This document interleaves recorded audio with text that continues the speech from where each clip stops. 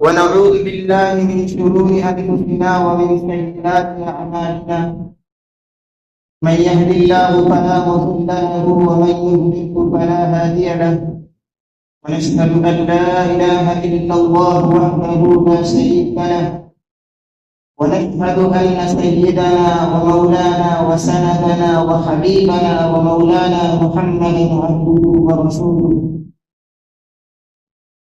صلى الله على آله وسلم وبارك وسلم تسليما كثيرا كثيرا أما بعد فأعوذ بالله من الشيطان الرجيم بسم الله الرحمن الرحيم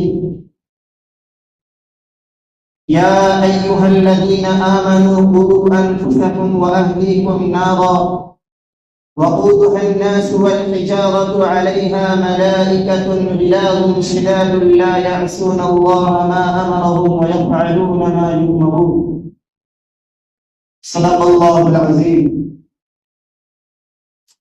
بزرگوں اور نوجوان ساتھیوں، سب سے پہلے تو ہمیں پروردگار عالم کا شکر ادا کرنا چاہیے کہ اللہ رب العزت نے ہم سب کو اپنے خاص اور محبوب اور چنیدے بندے سرکار دو عالم محمد عربی صلی اللہ علیہ وسلم کی امت میں پیدا فرمایا. یقیناً اس امت کی جو خصوصیات اللہ تبارک و تعالی نے قرآن کریم میں بیان فرمائی ہے وہ کسی اور امت کی خصوصیات بیان نہیں فرمائی. اس لیے ہمیں چاہیے کہ ہم اللہ تعالیٰ کا شکر ادا کریں.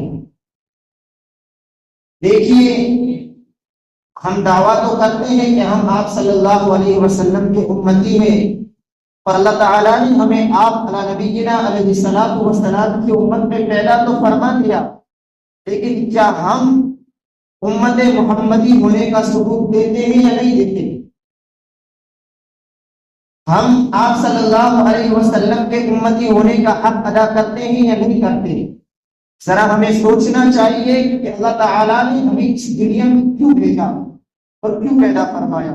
خود اللہ تعالیٰ نے قرآن کریم میں فرمایا وَمَا خَلَقْتُ الْجِنَّ وَالْإِنسَ إِلَّا لِيَعْبُدُونِ کہ میں نے تمام جنات اور انسانوں کو صرف اور صرف میری عبادت کے لیے پیدا فرمایا ہے. دیکھیے، عبادت کا مطلب یہ نہیں ہے کہ پورے وقت کے اندر پورے دن اور رات مسجدوں میں جا کر نوافل یا عبادات کریں، یہ عبادت کا مطلب نہیں ہے، بلکہ ہر خیر کے کام میں جو ہے وہی طریقہ اپنائیں جو نبی کریم صلی اللہ علیہ وسلم نے اپنایا، اور ہر برائی سے اسی طرح رکے جس طرح آپ صلی اللہ علیہ وسلم نے منع فرمایا ہو. اسی کو وما خلقت الجن والانس الا لیعبدون کے اندر بیان فرمایا ہے. اگر کوئی تاجر ہے تو وہ تجارت اسی طریقے سے کرے جس طرح آپ صلی اللہ علیہ وسلم نے کی ہے، یعنی کہ جس طریقے سے آپ صلی اللہ علیہ وسلم نے حلال کمائی کا جو طریقہ بتایا ہے اس طریقے سے کمانے کا نام ہی کیا ہے؟ عبادت ہے. اس لیے قرآن کریم نے فرما دیا ما خلقت الجن والانس الا لیعبدون. عزیز دوستوں، ہمیں یہ ثبوت دینا ہے کہ ہم آپ صلی اللہ علیہ وسلم کے امتی ہیں. اس لیے کہ آج کے اگر ہمارے اعمال کو دیکھا جائے، ہمارے گریبان میں جھانک کر دیکھا جائے تو ہمارے اعمال خود ہم جانتے ہیں، ہمارے علاوہ کوئی نہیں جانتے. اس لیے اللہ تعالیٰ کا شکر ادا کرنا چاہیے کہ اللہ تعالیٰ نے ہمارے گناہوں کے اوپر پردہ ڈالا ہے. اگر یہ گناہ جو ہم جانتے ہیں ہمارے گناہ یہ اور ظاہر ہو جاتے تو کیا حال ہوگا. اس لیے ہمیں اپنے گناہوں سے توبہ کرنا چاہیے. میں نے قرآن کریم کی آیت تلاوت کی یا ایھا الذین آمنوا قوا انفسکم واہلیکم نارا کہ اے ایمان والو تم اپنے آپ کو جہنم کی آگ سے بچاؤ، اپنے آپ کو جہنم کی آگ سے بچاؤ. آپ صلی اللہ علیہ وسلم کا ہر امتی جنت میں جانے کا وعدہ کرتا ہے اور جنتی ہے، اس لیے کہ کل قیامت کے دن اس وقت تک محمد عربی صلی اللہ علیہ وسلم سجدے میں رہیں گے جب تک آپ کا ایک ایک امتی جنت میں نہیں چلا جائے گا۔ تو عزیز دوستو، قرآن کریم نے فرمایا یا ایھا الذین آمنوا قوا انفسکم واہلیکم نارا، کہ ایمان والو تم اپنے آپ کو جہنم کی آگ سے بچاؤ۔ جب ہمیں جہنمی آپ صلی اللہ علیہ وسلم جہنم میں نہیں جانے دیں گے تو قرآن کیوں بیان فرما رہا؟ نہیں عزیز دوستو، جہنم میں تو اپنے اعمال کے بقدر جانا ہوگا، اس لیے اپنے اعمال سے دنیا کے اندر ہی توبہ کر لیں، اپنے برے اعمالوں سے دنیا کے اندر ہی توبہ کر کے اللہ کو حاصل کر لیں۔ ہم اللہ تعالیٰ سے جو ہے شرمندہ ہو جاتے ہیں کہ پتہ نہیں میرے گناہ اتنے ہوئے ہیں، اللہ مجھے معاف کرے گا یا نہیں کرے گا۔ عزیز دوستوں، بہت بڑے گنہگار ایسے گزرے ہیں جن کی صرف اور صرف تھوڑی سی شرمندگی کی وجہ سے اللہ تعالیٰ نے ان کو معاف فرما دیا۔ بڑے بڑے واقعات ایسے ہیں کہ اتنے اتنے بڑے گنہگار جنہوں نے اپنی پوری زندگی گناہوں کے اندر گزار دی، لیکن صرف اور صرف مرتے وقت ان کو پچھتاوا ہوا کہ میں نے یہ صحیح نہیں کیا، اللہ تعالیٰ نے ان کے بھی گناہوں کو معاف کیا، اس لیے کہ اللہ تعالیٰ غفور الرحیم ہے۔ اللہ تعالیٰ گناہوں کو بخشنے والے ہیں، رحم کرنے والے ہیں، اپنے بندوں پر رحم فرماتے ہیں۔ بنی اسرائیل کے ایک نوجوان کا واقعہ ہے کہ بنی اسرائیل کا ایک نوجوان تھا، بہت گنہگار تھا، بہت بڑا گنہگار تھا۔ اس نے اتنے قتل کیے، یعنی کہ اس نے 99 قتل کیے تھے، 99 قتل کیے۔ اب وہ کسی صاحب خیر اور جاننے والے کے پاس، اللہ والے کے پاس گیا کہ میں نے اتنے قتل کیے ہیں، کیا اب اللہ تعالیٰ میرے گناہوں کو معاف فرمائے گا یا نہیں فرمائے گا؟ تو اس نے کہا کہ اللہ تعالیٰ تیرے گناہوں کو معاف نہیں کرے گا۔ اس نے اس کا بھی قتل کر دیا، گویا کہ اس نے 100 قتل کر دیے۔ لہذا وہ آگے چلا، اس کو کوئی اللہ تعالیٰ کا محبوب بندہ، اللہ تعالیٰ کی معرفت والا ملا، اس سے پوچھا تو اس نے کہا کہ اللہ تعالیٰ تیرے گناہوں کو ضرور معاف کرے گا، تو توبہ کر لے۔ لہذا اس نے توبہ بھی نہیں کی، صرف اس کے دل میں یہ پچھتایا ہوا تھا، تو وہیں پہ اس کا انتقال ہو گیا۔ جب انتقال ہوا تو کیا دیکھتے ہیں کہ جہنم اور جنت کے فرشتے دونوں آپس میں اختلاف اور تنازع اور جھگڑ رہے ہیں۔ جنت کا فرشتہ کہہ رہا ہے کہ یہ نیک تھا، اسے میں لے جاؤں گا، اور جہنم کا فرشتہ کہہ رہا ہے کہ اسے میں لے جاؤں گا، اس لیے کہ اس نے پوری زندگی گناہوں کے اندر گزاری۔ تو دونوں کے اندر اختلاف ہو گیا، اس کا حل کیا نکالا جائے؟ چنانچہ دونوں فرشتوں نے کہا، جہنم والے نے کہا کہ جہنم سے اس کی دوری کو ناپا جائے کہ یہ جہنم سے کتنا دور ہے، اور جنت والے کی دوری کو ناپا جائے کہ جنت سے کتنا دور ہے۔ لہذا جہنم سے وہ قریب تھا۔ اللہ تعالیٰ کا کرنا یہ ہوا کہ اللہ تعالیٰ نے جنت کی طرف جو زمین اس کو جنت کے قریب کر دیا، اور اس انسان کو جو فوت ہوا تھا اس کو جنت کے قریب کر دیا، اور جہنم اور اس انسان کے درمیان زیادہ فاصلہ کر دیا۔ لہذا اس نوجوان کو، اتنے گنہگار کو جو ہے وہ جنت والا فرشتہ اٹھا کر اللہ تعالیٰ کی حاضری میں لے۔ تو عزیز دوستو، کہنے کا مطلب یہ ہے کہ ہم اللہ تعالیٰ کی مغفرت سے مایوس نہ ہوں، اس لیے کہ اللہ تعالیٰ نے فرمایا لا تقنطوا من رحمت اللہ، کہ اللہ کی رحمت سے کبھی مایوس نہیں ہونا چاہیے۔ ہم چھوٹے چھوٹے اپنے گناہ کر دیتے ہیں، پھر اللہ تعالیٰ کی رحمت سے مایوس ہو جاتے ہیں کہ پتہ نہیں اللہ معاف کرے گا یا نہیں کرے گا۔ ہمارا اس بنائی کا ہوتا ہے کہ اللہ تعالیٰ ہمیں معاف فرما دیتا ہوں، اس لیے کہ وہ غفور الرحیم ہے۔ ہمیں چاہیے کہ ہم اپنے آپ کو، اپنی اولاد کو جہنم کی ایندھن سے اور جہنم کے عذاب سے بچائیں۔ قرآن کریم نے فرمایا وَسِيقَ الَّذِينَ كَفَرُوا إِلَىٰ جَهَنَّمَ زُمَرًا۔ قرآن کریم کی آیت ہے کہ کل قیامت کا دن ہوگا، میدان محشر ہوگا، اس وقت کچھ لوگوں کو جہنم کی طرف گھسیٹ کر لے جایا جائے گا۔ کچھ لوگ وہ ہوں گے جن کو جہنم کی طرف گھسیٹ کر لے جایا جائے گا۔ آگے فرمایا حَتَّىٰ إِذَا جَاءُوهَا فُتِحَتْ أَبْوَابُهَا، جب یہ جہنمی لوگ وہاں پر پہنچیں گے، جہنم کے دروازوں پر پہنچیں گے، تو وہاں کھڑے جو فرشتے ہوں گے وہ جہنم کے دروازوں پر کھڑے ہوں گے، وہ ان سے پوچھیں گے حتی اذا جاؤها فتحت ابوابها وقال لهم خزنتها الم يأتكم رسل منكم، وہ کہیں گے کہ کیا تمہارے پاس کوئی ایسا رسول نہیں آیا تھا جس نے تمہیں آج کے دن سے ڈرایا ہو اور اللہ کے عذاب سے ڈرایا ہو؟ کیا ایسا کوئی شخص نہیں آیا تھا؟ عزیز دوستو، اس وقت کیا جواب ہوگا؟ یقین جانو اس وقت ہم کیا جواب دیں گے جبکہ ہمارے درمیان رسول آئے تھے، رسول نے ہمیں یقصون علیکم آیاتی، اپنی آیتوں کو تلاوت کر کے ہمیں بیان فرمایا، بڑے بڑے قصے ہمارے سامنے رکھے کہ کل قیامت کا دن ہوگا، بڑا ہولناک معاملہ ہوگا، اس وقت بندے اور اللہ کا معاملہ ہوگا، اس وقت کوئی کسی کے کام نہیں آئے گا۔ جب ہمیں رسولوں نے ڈرایا تو ہم وہاں پہ یہی جواب دیں گے بلا شہیدنا، تو ہم کہیں گے کہ کیوں نہیں آیا تھا؟ ہمارے پاس رسول تو ضرور آیا تھا، لیکن ہم نے کیا کیا؟ ہم نے اس رسول کا کہنا نہیں مانا، ہم نے اس رسول کی بتائے ہوئے طریقوں پر زندگی نہیں گزاری، ہم نے اپنے آپ کو اپنے ہی آئیڈیل پر اور اپنے ہی طریقے پر چلایا۔ عزیز دوستو، اس کے علاوہ ہمارے پاس تو ہم کوئی جواب نہیں، اس لیے کہ ہم جانتے ہیں کہ ہمارے پاس رسول آئے تھے لیکن ہم نے رسولوں کا کہنا نہیں مانا۔ وغرتهم الحیات الدنیا وشہدوا علی انفسهم انہم کانوا کافرین۔ عزیز دوستو، اس وقت جہنمیوں سے کیا کہا جائے گا؟ اگر تمہارا یہی حال ہے کہ تم نے اپنے رسولوں کا کہنا نہیں مانا تو آج تمہارے لیے جہنم ہے۔ یہ کن لوگوں کے لیے ہوگا؟ جو لوگ آپ صلی اللہ علیہ وسلم کے بتائے ہوئے طریقوں پر نہیں چلتے، جو لوگ شریعت کے بتائے ہوئے طریقوں پر نہیں چلتے، ان لوگوں کا یہ حال ہوگا۔ قرآن کریم انہیں کہہ رہا ہے تو ان لوگوں کو جہنم کی طرف گھسیٹا جائے گا۔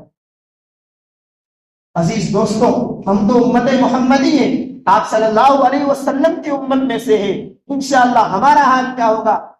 آگے فرمایا وسیق الذین، نیک لوگوں کا بھی حال بتایا، جہاں پہ بدکار لوگوں کا تذکرہ ہوتا ہے قرآن میں، وہیں پہ نیک لوگوں کا بھی تذکرہ ہوتا ہے۔ آگے قرآن کریم نے نیک لوگوں کے بارے میں بیان فرمایا وسیق الذین اتقوا ربهم الی الجنۃ زمرا، جہنم کی طرف جو لوگ گھسیٹے جائیں گے ان کی مثال کیسے دی؟ جیسے ریوڑ کو جب چرانے چرواہا لے جاتا کس طرح گھسیٹ کر لے جاتا، اس طرح اس کی مثال دی۔ لیکن جنتیوں کی کس طرح مثال دی؟ وسیق الذین اتقوا ربهم الی الجنۃ زمرا، کل قیامت کے دن جنتیوں کو جنت کی طرف لے جایا جائے گا، ان کے الگ الگ گروہ ہوں گے، الگ الگ ان کی جماعتیں ہوں گی، ان جماعتوں کے اعتبار سے ان کو فرشتے جنت کی طرف لے جائیں گے۔ جب یہ فرشتے انہیں جنت کی طرف لے جائیں گے تو جنت کے بھی بہت سارے دروازے ہیں، ان دروازوں پر فرشتے کھڑے ہوں گے، فرشتے نگرانی کر رہے ہوں گے، وہ نگراں فرشتے ان سے پوچھیں گے حتی اذا جاؤها فتحت ابوابها وقال لهم خزنتها سلام علیکم طبتم فادخلوها خالدین۔ وہ فرشتے ان سے کیا کہیں گے کہ دیکھو تم اس جنت کی طرف آئے ہو، تمہارے نیک اعمال کی وجہ سے آئے ہو، تم اس جنت کی طرف آئے ہو، آپ صلی اللہ علیہ وسلم کے بتائے ہوئے طریقے پر چلنے کی وجہ سے آئے ہو، لہذا آج ہم تمہیں اس جنت کے اندر سلام کرتے ہیں، اس جنت کے اندر ہم آپ کو خوش آمدید کہتے ہیں، ہم اس جنت کے اندر آپ کا ویلکم کرتے ہیں۔ عزیز دوستو، یہیں پر وہ فرشتے بس نہیں کریں گے، ان کا استقبال اتنا ہی نہیں کریں گے، شاندار جنت کے اندر ان کا استقبال ہوگا کہ دنیا میں اس نے کبھی ایسا استقبال دیکھا ہی نہیں۔ جب وہ جنت کے اندر جائیں گے اس وقت فرشتے انہیں یہ نہیں کہیں گے کہ تھوڑے دن یہاں رہ جاؤ پھر نکل جانا، یہ نہیں کہیں گے، انہیں کیا کہیں گے؟ قرآن کہہ رہا ہے فَادْخُلُوهَا خَالِدِينَ، قرآن کریم نے کیا کہا کہ تم اس کے اندر ہمیشہ ہمیشہ کے لیے داخل ہو جاؤ، اب تمہیں اس جنت سے کبھی نہیں نکالا جائے گا۔ عزیز دوستو، جب ہماری آخرت ہمارے سامنے، آپ صلی اللہ علیہ وسلم نے ہماری آخرت کا ذرہ ذرہ بھی جو ہے ہمارے سامنے بیان کر دیا ہے، پھر ہمیں اپنے اعمال کی طرف غور کرنا چاہیے۔ وقال الحمد للہ الذی صدقنا. اب وہ بندے جو جنت کے اندر جائیں گے وہ کیا کہیں گے اس وقت؟ الحمدللہ الذی، کہ تمام تعریفیں اس اللہ کے لیے کہ جس نے ہم سے جو وعدہ کیا تھا آج کے دن وہ وعدہ سچ کر کے دکھایا. یقین جانو آپ صلی اللہ علیہ وسلم نے ہم سے کہا ہے کہ آپ کی کامیابی صرف اور صرف نماز کے اندر ہے. اگر ہم نے نماز کی، آپ صلی اللہ علیہ وسلم کے بتائے ہوئے طریقوں پر اپنی زندگی گزاری، تو اس وقت ہم یہی کہیں گے الحمدللہ الذی صدقنا، کہ تمام تعریف اس اللہ کی جس نے ہم سے اپنا وعدہ سچ کر دکھایا. اللہ کا وعدہ ہے، کبھی جھوٹا نہیں ہو سکتا. یا اللہ نے وعدہ کیا ہے کہ اگر تم مجھے راضی کر لو گے تو کل قیامت کے دن میں تمہیں اس طرح راضی کروں گا کہ تم اندازہ نہیں لگا سکتے. اگر فرمایا وَأَوْرَثَنَا الْأَرْضَ نَتَبَوَّأُ مِنَ الْجَنَّةِ حَيْثُ نَشَاءُ، اب اس جنت کے وارث تم ہو، اب تمہیں اس جنت کا وارث بنا دیا، اب یہ جنت تمہاری ہے. نَتَبَوَّأُ مِنَ الْجَنَّةِ حَيْثُ نَشَاءُ، جس طرح اس جنت میں رہنا، جس طرح جنت میں زندگی گزارنا چاہو اب تم زندگی گزارو. اس لیے ہمیں چاہیے کہ ہم اپنے اعمال کے ذریعے اللہ تعالیٰ کو راضی کریں. ہمارے سامنے اگر ہم کہیں سفر پہ جاتے ہیں تو اپنی پوری طریقے سے تیاری کر کے جاتے ہیں، بغیر تیاری کے کوئی نہیں جاتا. اگر بغیر تیاری کے جاتے ہیں تو آگے کتنی رکاوٹیں آتی ہیں. اپنا سامان لے جاتے ہیں، بیگ کپڑے جتنے ہوتے ہیں جو ہے آگے لے جاتے ہیں. اگر 5-7 دن کا سفر ہوتا ہے تو ہم کتنی تیاری کر کے جاتے ہیں. عزیز دوستوں، آگے کا سفر یہ ہمیشہ کا سفر ہے. تو اس سفر کے لیے ہمیں کیا تیاری کرنی چاہیے اس کی کوئی مثال نہیں. جتنا ہو سکے ہمیں اللہ تعالیٰ کو راضی کرنا چاہیے. وَتَرَى الْمَلَائِكَةَ حَافِّينَ مِنْ حَوْلِ الْعَرْشِ يُسَبِّحُونَ بِحَمْدِ رَبِّهِمْ، فرشتے وہاں ہمارے سامنے تسبیح بیان کر کے ہمارا ویلکم کریں گے، ہمارا استقبال کریں گے فرشتے وہاں پر. تو میں نے قرآن کریم کی سب سے پہلے آیت تلاوت کی تھی، یا ایھا الذین آمنوا قوا انفسکم واہلیکم نارا. کیا بیان فرمایا؟ اے ایمان والو تم ڈرو اللہ تعالیٰ سے، اپنے آپ کو جہنم کی آگ سے بچاؤ. وقودها الناس، جہنم کی آگ کیا؟ جہنم سے بچاؤ جس کا ایندھن کیا ہے؟ آگ اور پتھر ہے. اگر ہمیں دنیا کے اندر کوئی سزا دیتا ہے، دنیا کے اندر ہمیں کوئی سرکاری ملازم سزا دیتا ہے تو ہم انہیں یہ کہہ سکتے ہیں کہ بھائی معاف فرما دے، معاف کر دے. تو وہاں پہ ہم کہیں گے کہ معاف کریں گے، تو فرشتے وہاں پہ کیا کہیں گے؟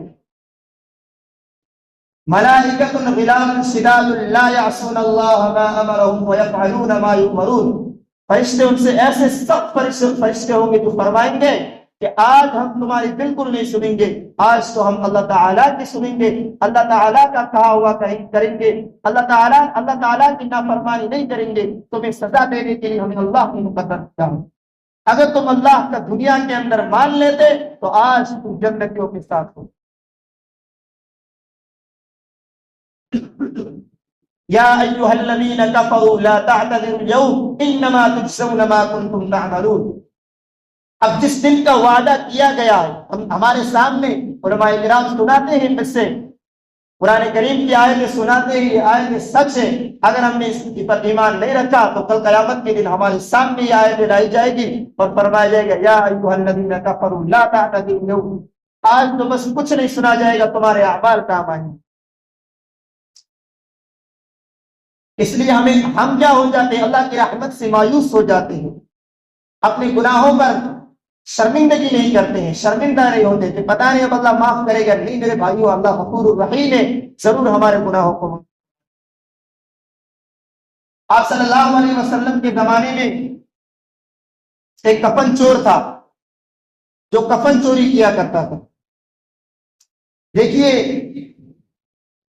ایک مرتبہ ایک نوجوان عورت کا انتقال ہوا، خاتون کا انتقال ہوا. آپ صلی اللہ علیہ وسلم وغیرہ اس کا جنازہ پڑھایا، صحابہ کرام ساتھ تھے اور وہ نوجوان جو چور تھا وہ بھی ساتھ میں ہی تھا جنازے میں.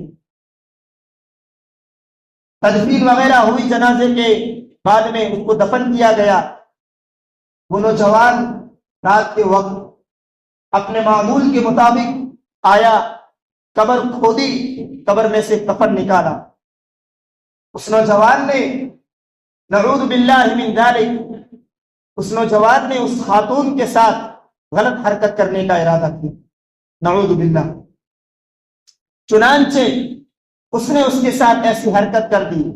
بعد میں اسے اتنا پچھتاوا ہوا کہ وہ قبر وغیرہ بند کر کے اتنا پچھتاوا ہو اسے کہ وہ آپ صلی اللہ علیہ وسلم کی دربار میں حاضر ہوا. آپ صلی اللہ علیہ وسلم کے خیمے کے باہر رو رہا ہے. حضرت عمر آئے اور کہا کہ ایسا شخص آیا ہے جو باہر رو رہا ہے اور ایسے ایسے باتیں کہہ رہا ہے. چنانچہ آپ نے اسے اندر بلایا، اس نے یہ بات بیان کی تو آپ نے فرمایا اللہ تجھے معاف نہیں کرے گا. اور حضرت عمر کا جلال اور غصہ تو ہمارے سامنے کیسا غصہ تھا کہ کوئی بھی تھوڑی بہت گستاخی کرتا فوراً یہی کہتے کہ آپ اجازت دے اس کی گردن کاٹ دو. چنانچہ حضرت عمر نے یہی کہا، آپ صلی اللہ علیہ وسلم نے منع کیا اور اس کو کہا کہ تو چلا جا، اللہ تجھے اتنا تو گنہگار ہے معاف نہیں کرے گا. چنانچہ وہ جنگل کے اندر چلا گیا. 2 دن اس نے جنگل کے اندر اللہ کے سامنے سجدے میں گزارے. اس سجدے کے اندر پڑا رہا 2 دن تک. آخر حضرت جبریل علیہ السلام تشریف لائے آپ صلی اللہ علیہ وسلم کے پاس اور فرمایا کہ اللہ تعالیٰ نے فرمایا ہے کہ زمین و آسمان کو کس نے پیدا کیا؟ آپ صلی اللہ علیہ وسلم نے فرمایا کہ یقیناً اللہ نے پیدا کیا. فرمایا کہ یہ جبال، یہ پہاڑ، یہ کس نے پیدا کیا؟ یہ درخت، چاند، سورج، ستارے، انہیں کس نے پیدا کیا؟ تو اس وقت آپ صلی اللہ علیہ وسلم نے فرمایا کہ اللہ نے پیدا کیا. حضرت جبریل نے فرمایا کہ تمہیں اور تمہارے صحابہ کو کس نے پیدا کیا؟ آپ صلی اللہ علیہ وسلم نے فرمایا کہ بات کیا ہے، میرا تو ایمان ہے ہر چیز پر کہ ہر چیز اللہ نے پیدا کی، کہ آج آپ ایسے سوالات کیوں کر رہے ہیں؟ حضرت جبریل نے فرمایا کہ جب وہ اللہ پہاڑ کو، زمین و آسمان کو، اس کے درمیان تمام چیزوں کو، جنت اور جہنم کو، عرش اور کرسی کو پیدا کر سکتا ہے تو بتاؤ وہ اللہ اس نوجوان کو کیوں نہیں معاف کر سکتا، اس کو آپ نے اپنی بارگاہ سے، جس کو آپ نے اپنے دربار سے نکالا ہے. تو اس وقت آپ صلی اللہ علیہ وسلم کی آنکھوں میں آنسو آ گئے. حضرت جبریل نے کہا کہ انہیں بلاؤ اور انہیں کہہ دو کہ اللہ نے تمہیں معاف فرما دیا. چنانچہ آپ صلی اللہ علیہ وسلم، حضرت جبریل وغیرہ، حضرت عمر رضی اللہ تعالی عنہ وغیرہ گئے جنت کے اندر. دیکھا کہ وہ نوجوان سجدے کے اندر پڑا رو رہا ہے. کون؟ وہ کفن چور، وہ مردہ عورت کا زانی، وہ سجدے کے اندر پڑا ہے. آپ صلی اللہ علیہ وسلم نے اسے اٹھایا اور کہا کہ اے نوجوان مجھے معاف فرما دے، میں نے تمہیں اپنی دربار سے نکال دیا، مجھ سے غلطی ہو گئی، اللہ تو غفور الرحیم ہے. اللہ نے وہ نوجوان رونے اور رونے لگا. اب یہ جو رونا تھا یہ خوشی کا رونا تھا کہ اللہ نے مجھے معاف فرما دیا. چنانچہ وہ نوجوان جو ہے وہ قبیلے آیا، آپ صلی اللہ علیہ وسلم کے قبیلے وہاں پہ آیا اور آپ سے پوچھا کہ آخر اللہ نے مجھے کیسے معاف فرما دیا، اتنا گنہگار تھا، اللہ نے مجھے کیسے معاف فرما دیا؟ تو آپ صلی اللہ علیہ وسلم نے فرمایا کہ عصر کی نماز کا وقت ہو گیا ہے، نماز کے بعد میں آپ کو بتاتا ہوں. چنانچہ آپ نے عصر کی نماز پڑھائی. نماز پڑھا رہے تھے کہ چوتھی رکعت کا آخری سجدہ تھا کہ اس نوجوان کا اس سجدے کے اندر انتقال ہو. دوستوں اس کا سجدے کے اندر وہ کون ہے؟ وہ ایک زانی، وہ ایک کفن چور ہے، لیکن اس نے صرف 2 دن اللہ سے سجدہ ریز ہو کر گر گرایا. اور اس کی موت تو دیکھو کہ عصر کی نماز کے اندر چوتھی رکعت کے سجدے کے اندر اللہ نے اس کو اپنے پاس بلایا. آپ صلی اللہ علیہ وسلم نماز کے بعد سلام پھیرنے کے بعد اس نوجوان کی طرف دیکھا تو وہ تو اللہ کو پیارا ہو چکا تھا. چنانچہ غسل وغیرہ کے بعد اس کی تدفین کا وقت آیا.